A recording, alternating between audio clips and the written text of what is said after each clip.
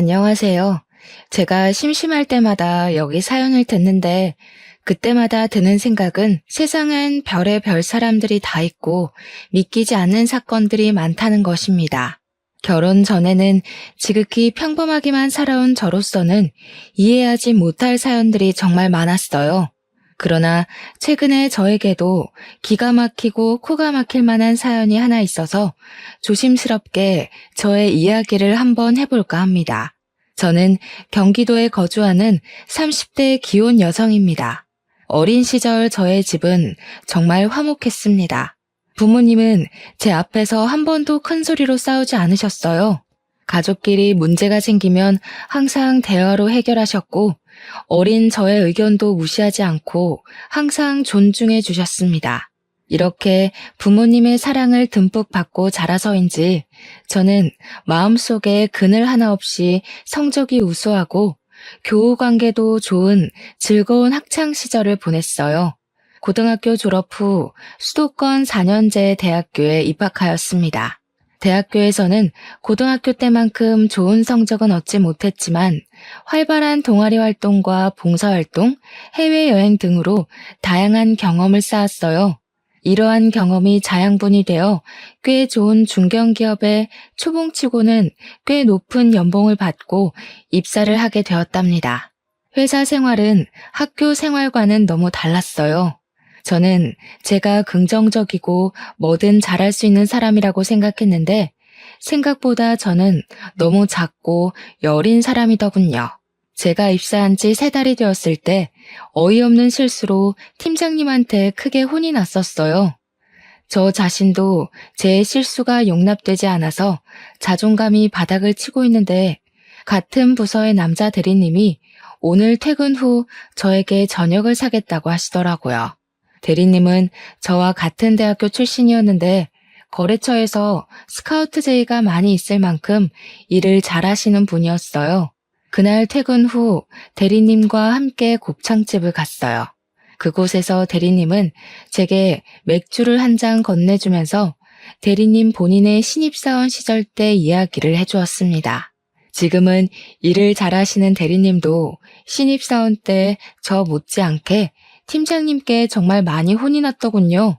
그 이야기를 들으니 저만 엄청 못하는 것은 아니라는 생각에 안심도 되고 혼났다고 주눅만 들 것이 아니라 그 과정에서 열심히 배워야겠다는 생각이 들었답니다. 그날 후로 저는 대리님의 옆에서 많은 것을 배울 수 있었어요. 그리고 우리는 친해져서 평일이 아닌 주말에도 종종 연락해서 사적인 대화도 많이 나눴습니다. 점점 연락을 주고받는 횟수가 많아지고 회사 밖에서 개인적으로 만나는 시간이 늘어나면서 대리님이 점점 궁금해졌어요.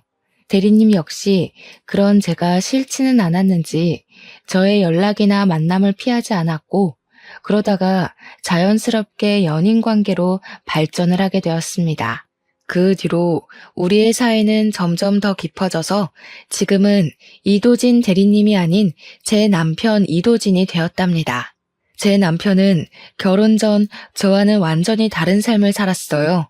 아버지는 남편의 초등학교 입학을 며칠 앞둔 어느 날 갑작스러운 사고로 돌아가셨습니다. 그래서 시어머니 혼자 남편을 키워야 했어요.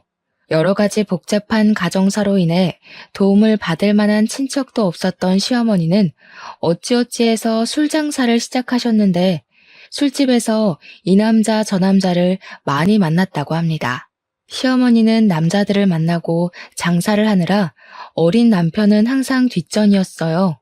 남편은 소풍 때 싸는 도시락도 시어머니가 아닌 술집 이모들이 챙겨주었고 학부모 참관 수업 때도 시어머니가 아닌 술집 이모들이 오셨다고 해요. 그 밖에 학교 행사로 부모님들이 오셔야 하는 날이면 화려하고 반짝이는 옷을 입은 술집 이모들이 오셔서 남편은 정말 부끄러웠다고 합니다. 한 번은 남편이 초등학교 때 독감에 걸려서 정말 죽을 듯이 많이 아팠다고 해요. 자식이 아프면 부모가 병원에 데려가는 것은 당연한 일이잖아요? 하지만 그때도 시어머니는 술을 먹고 남자 만나느라 바빠서 술집 이모들이 병원에 데리고 가서 주사 맞히고 약도 먹여주었대요. 이뿐만이 아니라 시어머니는 이제 10살밖에 되지 않은 남편에게 내가 너 때문에 시집을 못 간다고 하며 구박하고 때렸다고 합니다. 그러다가 중고등학교가 되어 혼자서도 잘 다닐 수 있는 나이가 되었을 때부터는 아예 시어머니가 남편에 관한 관심을 끄고 살았대요. 하루는 이런 집이 너무 싫어서 친구네 집에서 외박하고 왔는데 시어머니는 남편이 집에 없는 줄도 몰랐다고 하더라고요. 이렇게 남편은 어머니의 사랑을 하나도 받지 못하고 자랐지만 그래도 나쁜 길로 새지 않고 똑부러지게 잘 자랐어요. 고등학교를 졸업 후 대학교 갈 때도 자신의 성적보다 낮춰서 전액 장학금을 받고 입학했답니다. 대학교에서도 생활비 한 푼 주지 않아서 식당, 주유소, 과외 등 모든 분야의 아르바이트를 했다고 해요. 남편은 20살 이후로는 시어머니께 용돈은 고사하고 따뜻한 밥상조차도 받아본 적이 없었답니다. 그렇게 자라서 그런지 남편은 시어머니에 대한 정이 하나도 없어요. 남편과 어머니는 서로 연락도 잘하지 않고 남남처럼 지냈습니다. 그래서 저는 남들이 흔히 말하는 시부모로 인한 스트레스는 모르고 살았어요.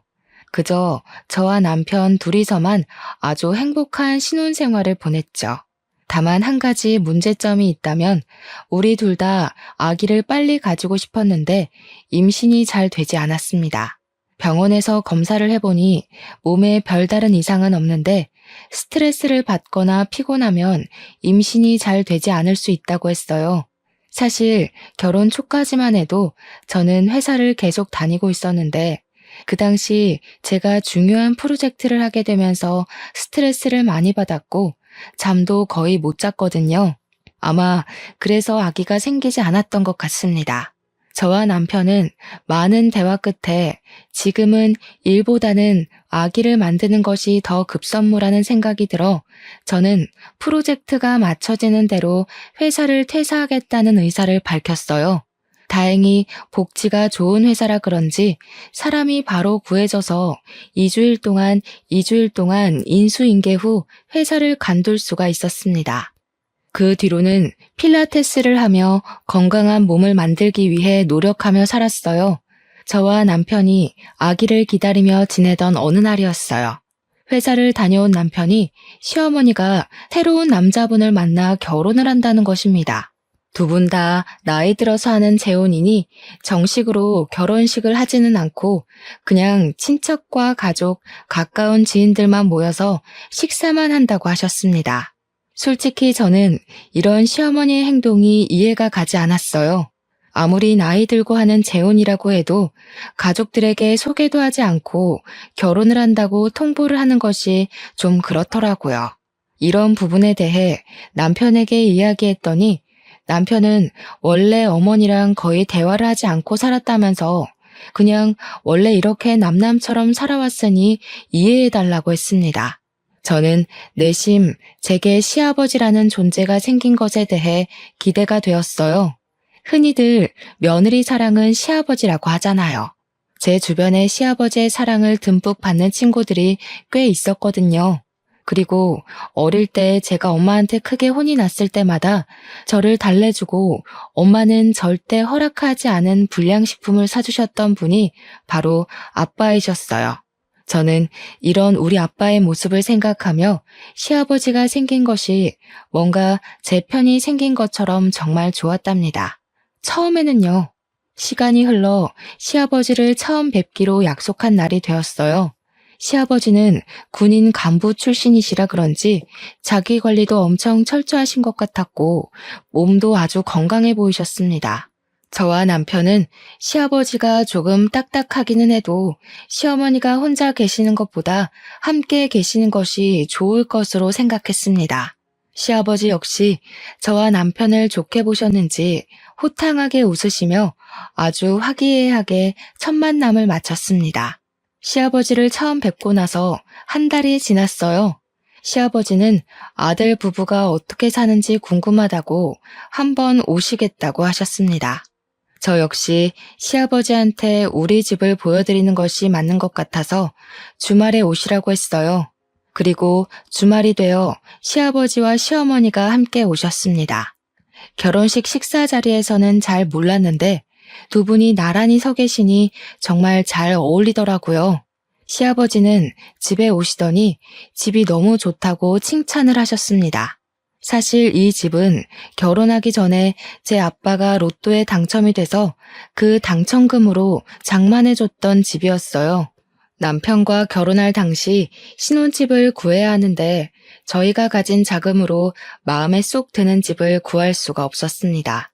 시어머니는 절대 지원을 해주지 않겠다고 하시고 친정 부모님께 도움을 받으려면 받을 수도 있었지만 저희는 우리의 힘으로 시작을 해보고 싶었어요. 그래서 그냥 제가 살던 집을 리모델링하고 이곳에서 신혼을 시작했죠.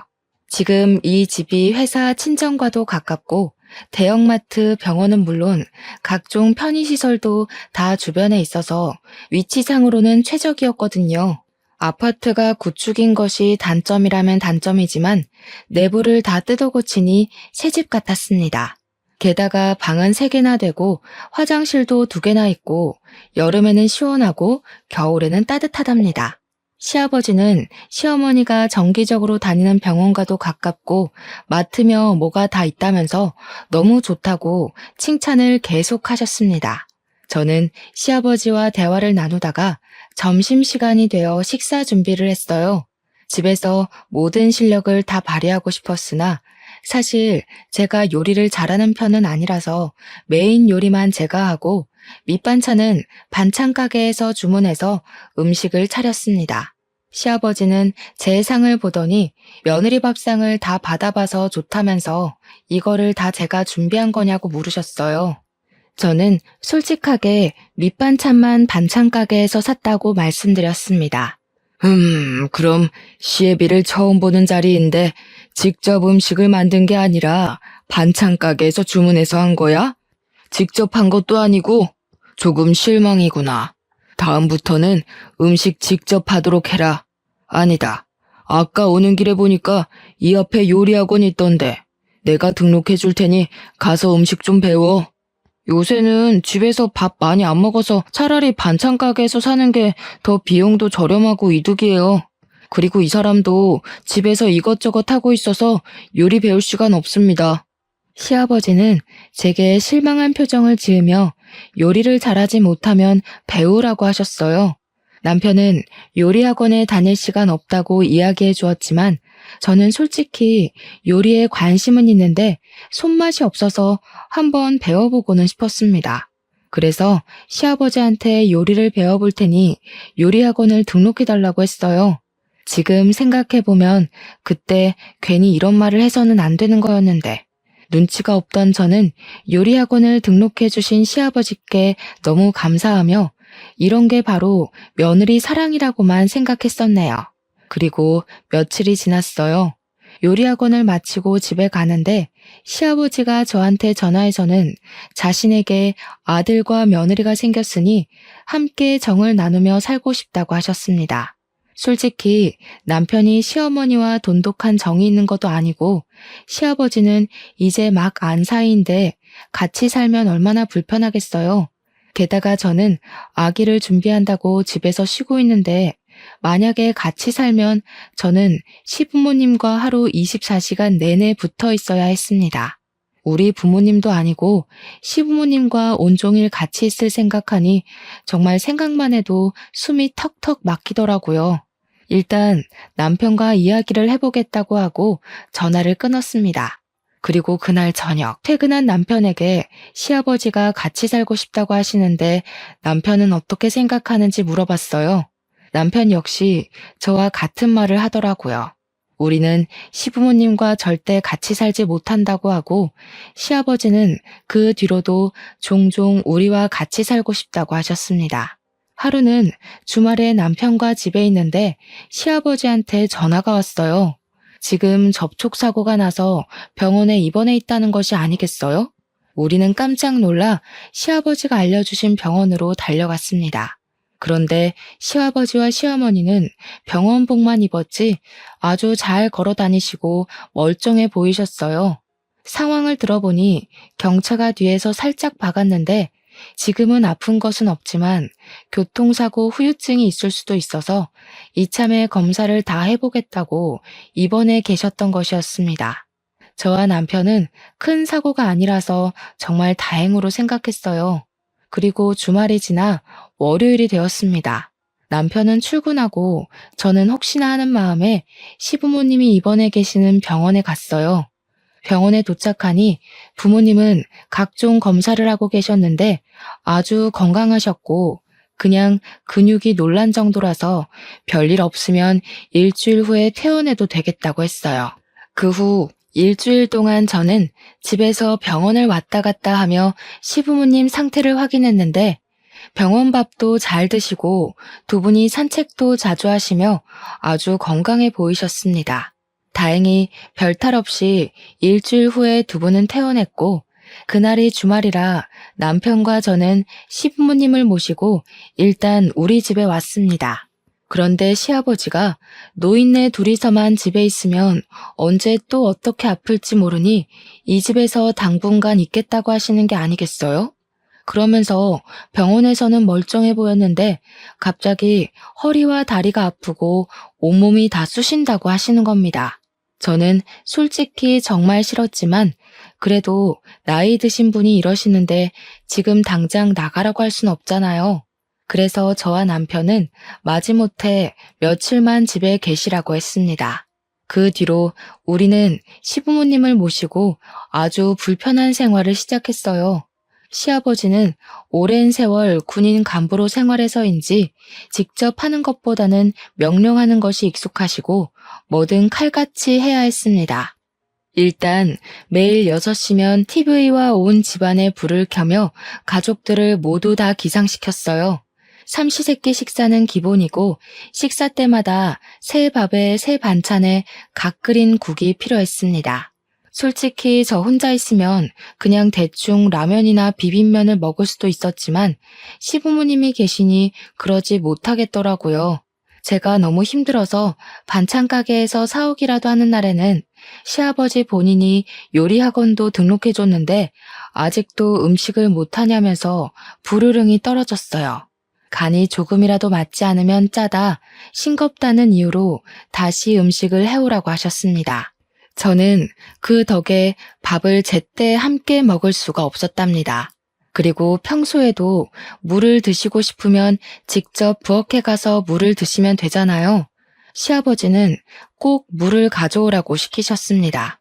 하루는 너무 짜증이 나서 제가 못 들은 척하고 그냥 있었거든요. 그랬더니 정말 5분이든 10분이든 끝까지 떠오라고 하셨습니다. 또 엄청 깔끔을 엄청 떨어서 매일 청소를 하지 않으면 난리가 났어요. 게다가 일주일에 한 번씩은 흰 장갑 끼고 냉장고 위나 서랍장 뒤를 훑으셨는데 그때 먼지가 나오면 잔소리 폭탄이 떨어졌습니다. 이런 먼지를 누가 다 먹냐며 우리가 생활하면서 다 먹는 거라고 하시면서요. 그리고 뭔가 성질이 날 때는 꼭 거실 서랍을 한 번씩 다 뒤집어서 정리를 시키셨습니다. 신발과 수건도 무조건 정확한 각오로 정리되어 있어야 했죠. 조금이라도 흐트러진다면 사람이 정신 상태가 글러먹었다면서 잔소리를 그렇게 해댔죠. 그런다고 시아버지가 하는 것도 아니에요. 무조건 제가 다 해야 했죠. 만약에 하지 않는다면 온종일 쫓아다니면서 잔소리를 하셨답니다. 이런 생활이 너무 답답해서 남편이 출근과 동시에 집을 나가려고도 했고 회사를 다시 구하려고 했지만 갓 결혼하고 임신 준비 중인 저를 채용하려는 회사가 없더라고요. 그런다고 매번 나가 있자니 돈도 돈이었고 마땅히 갈 곳도 없었습니다. 친정에 가 있을까도 생각했지만 매일 가면 부모님이 걱정하실까봐 그러지도 못했네요. 그리고 시아버지는 밤 10시가 되면 주무셔야 한다고 불을 꺼버렸습니다. 근데 밤 10시 이후에 재밌는 TV 프로그램이 정말 많잖아요. 그래서 남편과 제가 같이 TV를 보고 있으면 시아버지는 저희한테 성질을 엄청 내셨습니다. 하루는 너무 화가 난 남편이 이제 몸 괜찮아지셨으면 이 집에서 나가라고 했어요. 그랬더니 아들과 같이 있고 싶다며 시아버지와 시어머니가 우리 몰래 자신들이 살던 집을 팔아버렸다고 갈 곳이 없다는 거예요. 그때는 그래도 저와 남편이 바보처럼 그저 참았네요. 그때 확 다 뒤집어 엎어버렸어야 했는데 말이죠. 아무튼 그 뒤로 시부모님은 집에 있던 모든 짐을 가지고 아예 우리 집에 눌러 앉으셨답니다. 두 분이 집에 눌러 앉은 뒤로는 시어머니도 저에게 시집살이를 엄청 시키셨어요. 소소하게 잔소리는 기본이었고 아버지의 삼시세끼를 차리는데 도와주기는커녕 옆에서 시아버지보다 더 저를 구박했답니다. 정말 모든 순간이 기가 막히고 코가 막혔지만 그 중에 가장 어이없는 사건이 하나 있었어요. 때는 찬바람이 슬슬 부는 초겨울이었습니다. 하루는 집에 있는데 시어머니가 김장해야 한다고 하셨어요. 옛날에는 시어머니의 언니, 그러니까 큰 이모님 댁에서 농사지은 배추 1000포기를 뽑고 직접 절이셔서 김장을 했다고 해요. 하지만 요새는 김치를 많이 먹지 않기에 작년 같은 경우 이모님과 어머니가 사신 절인 배추로 김장을 50포기만 했다고 합니다. 그런데 올해는 시아버지가 김치를 좋아하시니 김장을 100포기나 하자는 거예요. 더 큰 문제는 시이모님이 허리 수술로 올해는 김장하지 못하시는 상황이었어요. 그래서 올해는 우리 가족끼리만 김치를 담가야 했습니다. 사실 우리 집은 김장을 제가 아주 어릴 때만 하고 크고 나서는 서로 바쁘니 그냥 사다 먹었거든요. 그래서 김장을 제대로 해본 적이 없었습니다. 하지만 시아버지도 김치를 좋아하시고 저도 김치를 좋아하니 힘들지만 배워볼 겸 한번 해보겠다고 했어요. 그래서 절인 배추를 주문하려는데 시아버지는 절인 배추가 어떻게 절여졌을지 아냐며 절인 배추가 아니라 그냥 배추를 사서 직접 절이라고 하시는 거예요. 저는 그냥 양념을 만들고 버무리기도 힘들 것 같아서 싫다고 했지만 그 주 금요일에 시아버지께서 직접 마트에 가셔서 배추 100포기를 사오셨습니다. 이 배추를 반품시킬 수도 없으니 어쩔 수 없이 배추를 절이기 시작했는데 물 먹은 배추는 정말 무거웠어요. 그런데 시부모님은 손가락 하나 까딱도 하지 않으시고 그냥 앉아서 지시만 하고 계시는 게 아니겠어요? 솔직히 김치를 저 혼자만 먹는 것도 아니고 드시는 건 시아버지가 제일 많이 드시는데 저만 일하고 있으니 화가 났습니다. 이거는 시아버지, 시어머니 모두 도와주셔야 해요. 이걸 저 혼자 어떻게 다 해요? 옛날에는 배추 1000포기도 며느리 혼자 담갔다. 1000포기도 아니고 고작 100포기인데 이것도 못한다고 이 난리니? 하여튼 요새 애들은 다들 약해 빠졌다니까. 이 속도로 했다가는 오늘 밤을 새워도 못하니까 좀 서둘러. 저는 요새 애들이라서 이런 것 못해요. 그리고 시아버지께서 이렇게 사오셨으니 시아버지가 도와주세요. 안 그러면 저도 손 하나 까딱하지 않을 거예요. 너는 아버지한테 이게 무슨 말버릇이니? 말 똑바로 못해? 저렇게 싹수가 노래서야 원. 시부모님이 저한테 빨리 제대로 하지 못한다고 구박하는데 남편이 퇴근하고 집에 들어왔습니다. 남편은 배추가 거실에 쌓여있는 것을 보고 이게 다 뭐냐고 했어요. 저는 남편에게 제가 배추를 절이고 있는 이 상황에 대해 다 이야기했습니다. 지금 다들 제정신이세요? 이 100포기를 어떻게 여자 혼자 다 해요? 사람 알아 눕는 꼴 보고 싶어요? 지금 네 와이프라고 편드냐? 옛날엔 여자 혼자 1000포기도 다 했어. 옛날 사람들 다 했어도 엄마는 그런 얘기 하면 안 되지 않나? 솔직히 엄마는 김치 제대로 담근 적 없잖아. 시이모가 다 했지. 아니야? 엄마가 언제 1000포기나 했다고 그래? 시어머니는 남편의 말에 아무 말도 하지 못하고 당황해서 가만히 있었습니다. 알고 보니 이전에 시이모님과 둘이서 1000포기를 김장했다고 말씀하시던 모든 것이 다 거짓이었더라고요. 어쨌든 배추를 이미 사왔으니 이거 다 해야 해. 버릴 수는 없잖아. 그럼 다 같이 모여서 해요. 아, 진짜 이게 지금 무슨 난리야?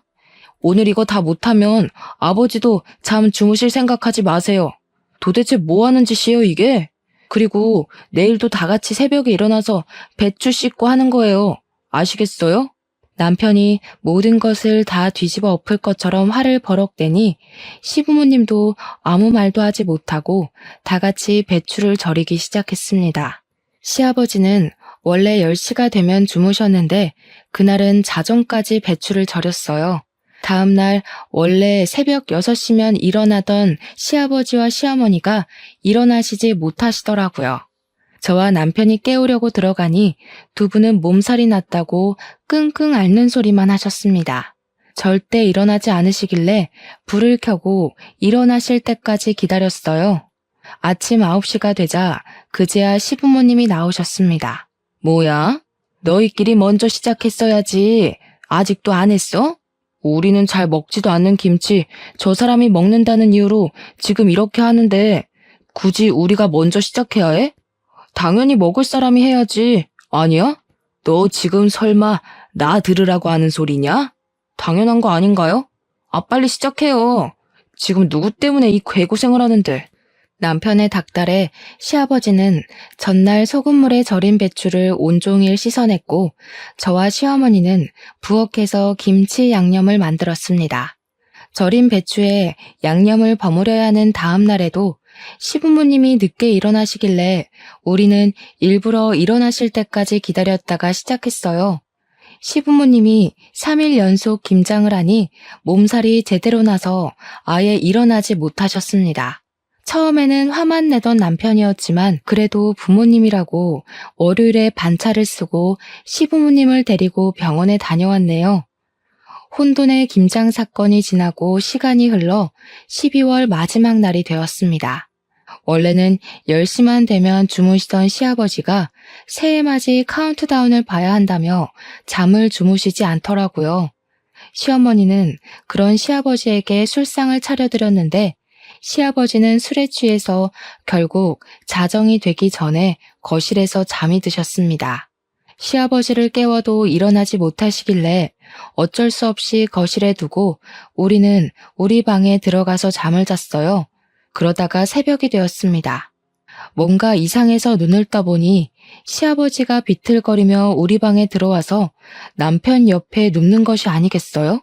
저는 깜짝 놀라 남편을 깨웠습니다. 남편도 옆에 누운 시아버지를 보고 깜짝 놀라 소리 지르며 불을 켰어요. 아버지, 지금 이게 뭐 하는 짓이에요? 잠결에 모르고 여기 왔다. 이게 그렇게 화낼 일이야? 성인 부부의 침실에 이렇게 함부로 막 들어오시면 어떡해요? 당장 나가요, 나가. 우리 방에서 큰 소리가 나자 시어머니도 주무시다 깨셔서 오셨어요. 시어머니는 상황을 보시고는 사람이 살다가 보면 그럴 수도 있지. 이거 가지고 그렇게 성질을 내냐며 화를 내셨습니다. 어머니, 솔직히 혈연관계도 아닌 시아버지가 이 새벽에 부부 침실에 막 들어오시는 게 말이 돼요? 아무리 잠결에 술김이라고 해도 그렇지. 너무 불쾌해요. 뭐? 불쾌? 너 말 다 했어? 그게 시애비한테 할 소리야? 당연한 거 아니에요? 시아버지가 잠자는 방에 들어오는데 좋아할 며느리가 세상 천지에 어딨어요.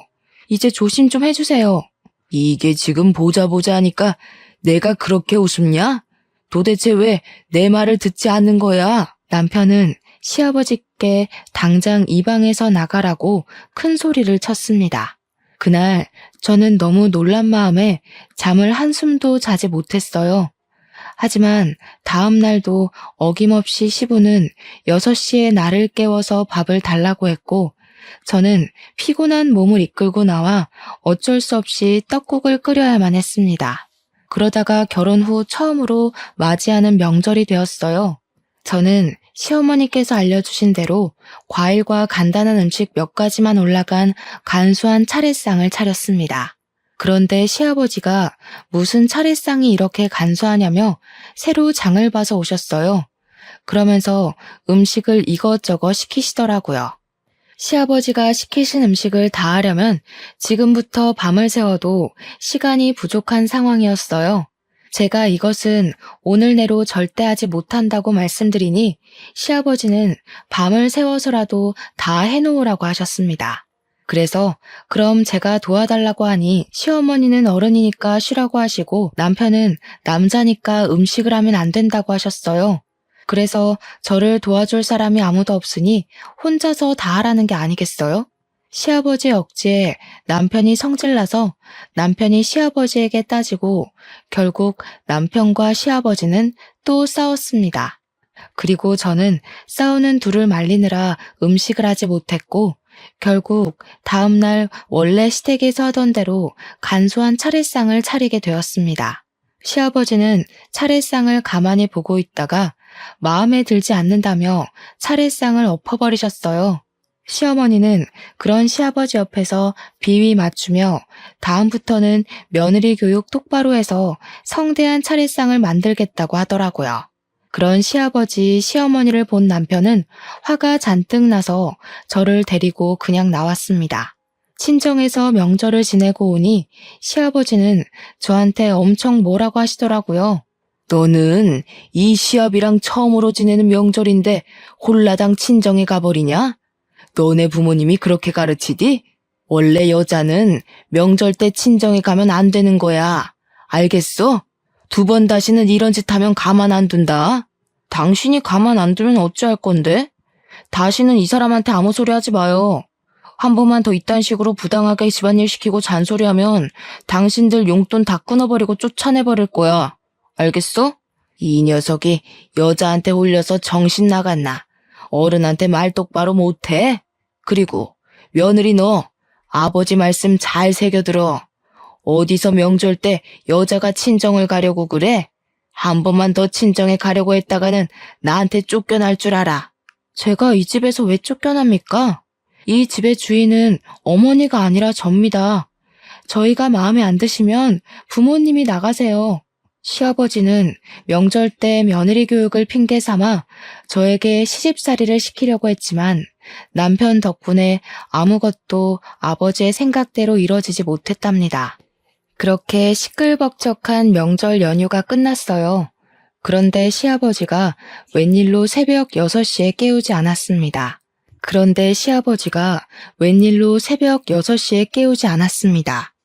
남편과 저는 시아버지가 오시고 나서 처음으로 아침 7시 반까지 푹 잠을 잘 수가 있었어요. 남편이 출근 준비를 할 때도 밥 달라는 소리도 하지 않고 가만히 계셨습니다. 하지만 남편이 출근하니 그때부터 밥해라, 청소해라 등의 잔소리를 하시기 시작하더라고요. 네 남편이 없을 때는 내가 왕이야. 넌 며느리니까 서열이 가장 미치고. 그니까 무조건 내 말에 절대 복종해야 해. 알겠어? 빨리 청소하고 정리하고 해라. 여기 서랍장은 이게 뭐니? 이거 다 정리 똑바로 해. 알았어? 정리 다 하기 전에는 쉴 생각 마라. 여기 서랍을 다 뒤집어 엎으시면 어떡해요. 그리고 며느리라고 무조건 절대 복종은 아니죠. 이 년이 지금 어디 앞이라고 큰 소리야? 그만하지 못해? 며느리는 원래 종년이야. 저는 남편이 가자마자 시부모의 잔소리와 구박을 들어야 했습니다. 그냥 이 집을 나가버릴까 생각하고 있는데 남편이 들어오더라고요. 내가 이러고 있을 줄 알았어. 근처에 볼 일 있어서 잠깐 들렸는데 역시나군요. 여보, 이 사람들 말 듣지 말고 방에서 할 말 있어. 잠깐만 와봐. 야, 이 사람들이라니. 그게 애미한테 할 소리야? 저게 여자 잘못 만나서 홀려서 정신을 못 차려요. 남편은 저를 방으로 끌고 들어갔습니다. 그러더니 남편은 우리 집 근처 신도시에 청약을 넣었는데 당첨이 돼서 조만간에 이사 가야 한다고 하는 거예요. 저는 설마 시부모님과 함께 가야 하냐고 물었어요. 남편은 당연히 그러지 않을 것이고 우리 둘이서만 가겠다고 하더라고요. 하지만 시부모님은 절대 나갈 생각이 없는데 어떻게 할 것이냐고 했더니 남편은 다 자기에게 계획이 있다고 하며 일단 청약 당첨된 것을 절대 이야기하지 말라고 했습니다. 남편은 다시 회사로 나가고 저는 방에서 혼자 쉬고 있는데 시부모님이 방에 들어오셨어요. 아까 둘이서 무슨 얘기를 그리 소곤소곤 했냐길래 저는 남편이 시킨 대로 아무 말도 하지 않았습니다. 시부모님은 답답해서 팔짝 뛰는데 이제 이 두 사람을 보지 않아도 된다는 생각에 너무 좋아서 웃음이 막 났답니다. 그리고 2월이 되었어요. 2월에는 시아버지의 생신이 있었답니다.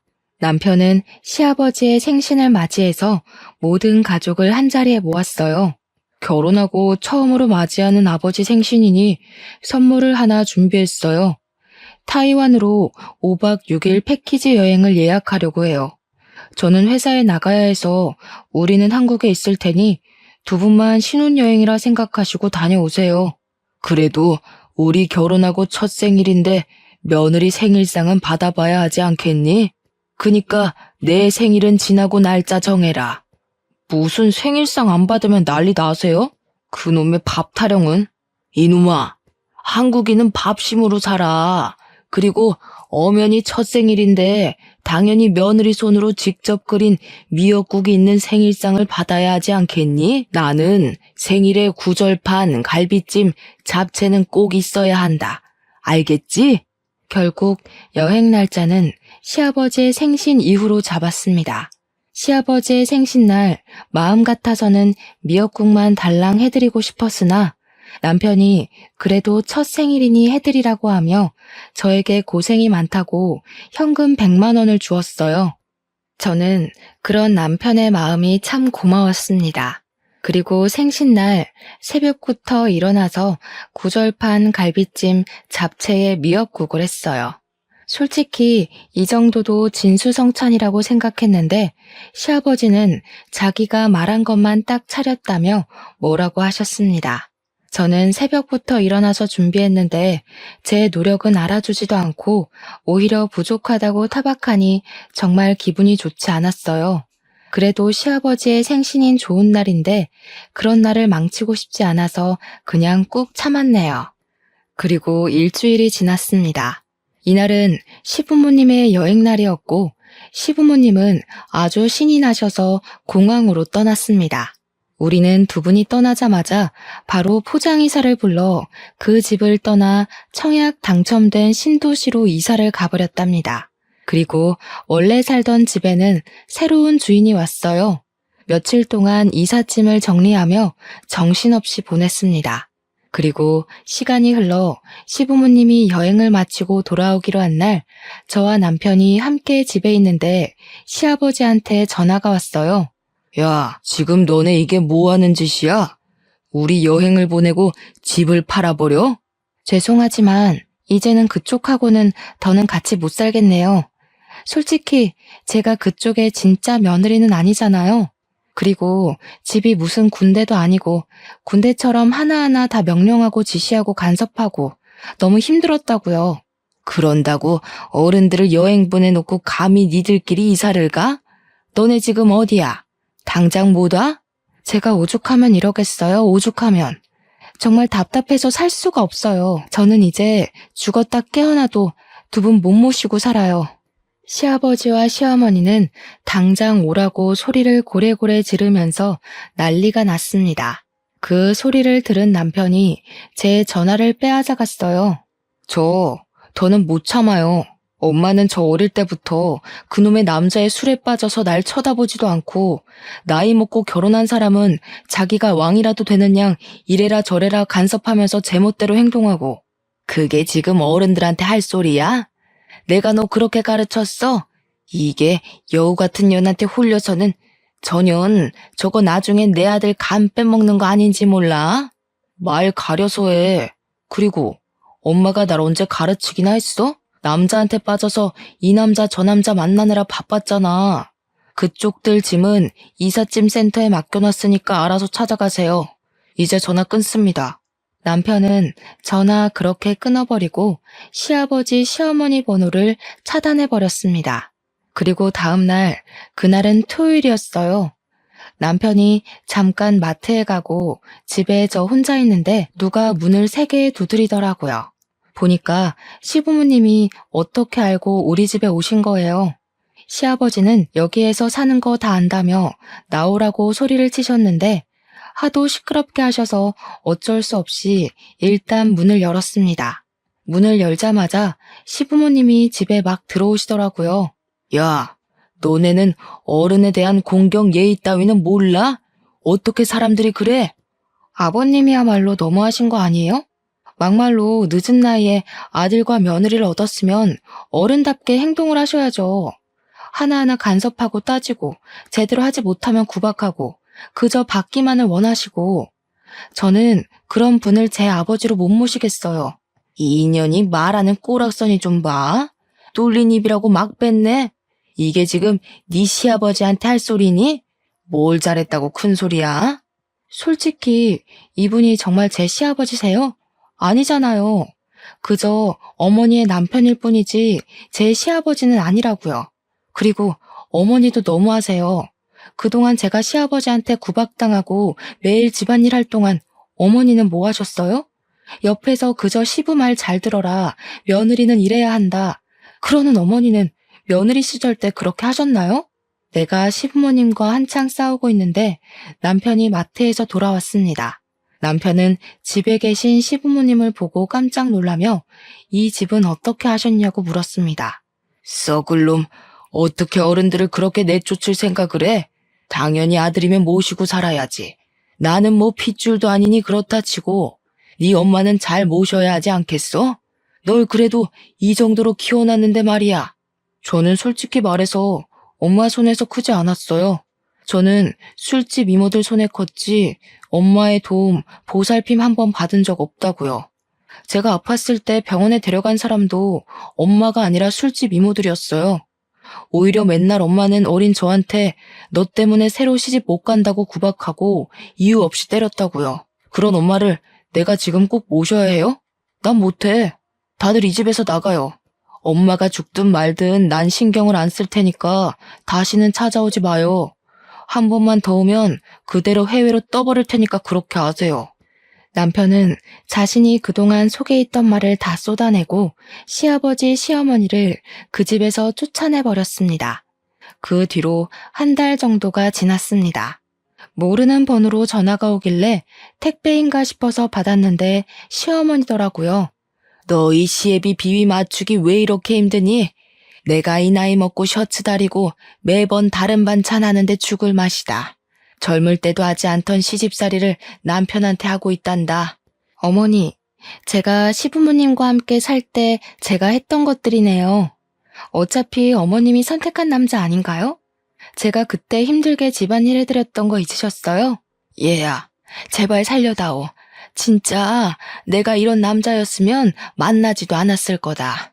이 나이에 아들한테도 안 해준 반찬을 만들려고 시장을 몇 번씩이나 왔다 갔다 하는 것인지 안 그래도 안 좋은 허리가 굽게 생겼다. 그건 제 알 바 아니고요. 더 징징대시면 남편한테 다 말할 거예요.